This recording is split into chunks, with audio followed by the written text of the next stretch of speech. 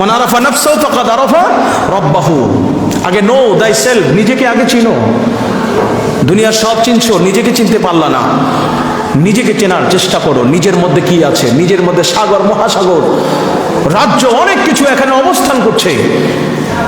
এটাকে তুমি ভাবো, চিন্তা করো। চিন্তাশীল ব্যক্তিদের জন্যই কোরআন উপদেশ দেয়, চিন্তাশীল ব্যক্তিদের জন্য কোরআন হেদায়েত দেয়। জোরে বলেন সুবহানাল্লাহ। পবিত্র কলবের যে নূরটা, এটা একটা মেশকাত। মেশকাত কি? চেরাগদানি। আপনারা আগে লণ্ঠন, চেরাগ, কফি এগুলো জ্বালাতেন না? এটা জ্বালাতে একটা কিসের উপরে রাখতেন তো, তাই না? কমান এই যে রাখতেন, এই রাখার এই যন্ত্রটাকে বলা হয় মেশকাত। আল্লাহ বললেন এটা হলো মেশকাতের মতো। তারপরে আলো বললেন যে মেশকাতিন ফিহা মেসবাহুন, এই মেশকাতের ভিতরে আছে একটা মেসবাহ, প্রদীপ, আলো। তার মানে কালবে সালিম হচ্ছে একটা নূর। আপনার আমার অন্তরে, আপনার আমার শরীরে যে কাল্ব আছে, এই কাল্বকে পবিত্র করতে পারলে এটা নূরে নূরান্বিত হয়ে যায়। ও মুসলমান, আপনি কি জানেন, যারা আমরা মনে করছি মাটির কায়া, মাটির দেহ বলছি, যেহেতু মাটি আছে, পানি, আগুন আছে, বললেন না হয় মাটির দেহ, কিন্তু আপনি জানেন আপনি কর্ম করতে করতে আপনার কলবটা নূর হয়ে যায়। সুবহানাল্লাহ বলেন। আপনি কর্ম করতে করতে আপনার চোখে জ্যোতি আসে, নূর আসে। আপনি অজু করেছেন, অজু করলে কি হয়? চোখে নূর আসে, মুখে, চেহারায় নূর আসে, নূর চমকায়। কথা বলেন ঠিক কিনা? তাইলে শুধু খাওয়া দাওয়া কইরা মাটির খাবার খান দিকা মাটির শরীর এরকম না। এই মাটির কায়াটার ভিতরেও আল্লাহ পাক নূরে নূরান্বিত করে একটা মানুষের নূরি মানুষ বানায় দিতে পারেন। জোরে বলেন সুবহানাল্লাহ। আপনি একজন সাধারণ মানুষ, আপনাকে অজুর মাধ্যমে, গোসলের মাধ্যমে, নেক কাজের মাধ্যমে, রিয়াজত মুশাহাদার মাধ্যমে, ত্যাগ তিতিক্ষার মাধ্যমে, বিভিন্ন ভালো কাজের মাধ্যমে আপনাকে আল্লাহ নূর বানায় দিতে পারে। সেখানে আপনি নবীজি নূর নামারি এগুলো নিয়ে ঝগড়া করেন। কেন করেন এগুলো ঝগড়া?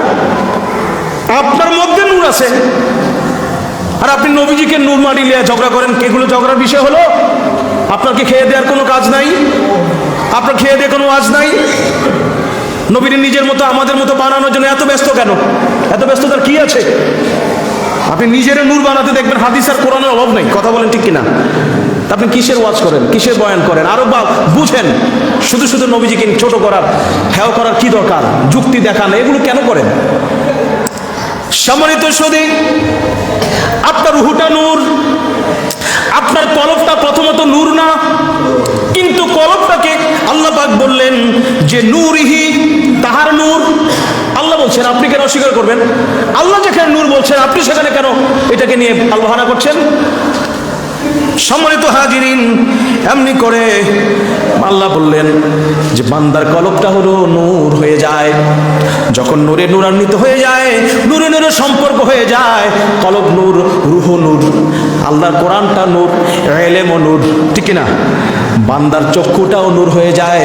এই সব কিছু নূরে নূরান্বিত হয়ে গেলে সে আমার আল্লাহর ফানা পিল্লাতে চলে যায়, আমি আল্লাহর নৈকট্য তার হাসিল হয়ে যায়। জোরে বলেন সুবহানাল্লাহ। এই স্বভাবগুলো কলবে সালিমের মধ্যে, এই স্বভাবগুলো নফসুল মুতমাইন্নার মধ্যে।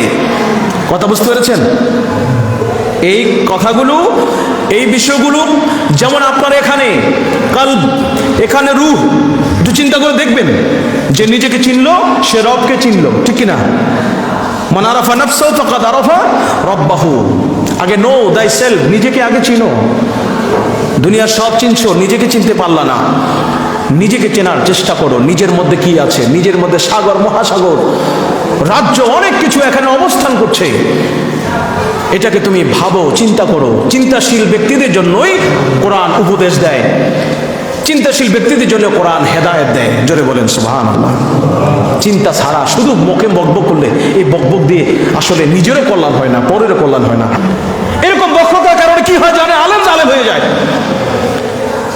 কালবের পবিত্রতা না থাকার কারণে স্বার্থের জন্য ওয়াজ যাতে বেশি পায়, দরবার বেড়া পাল্টায়, এমন আছে না নাই? আছে?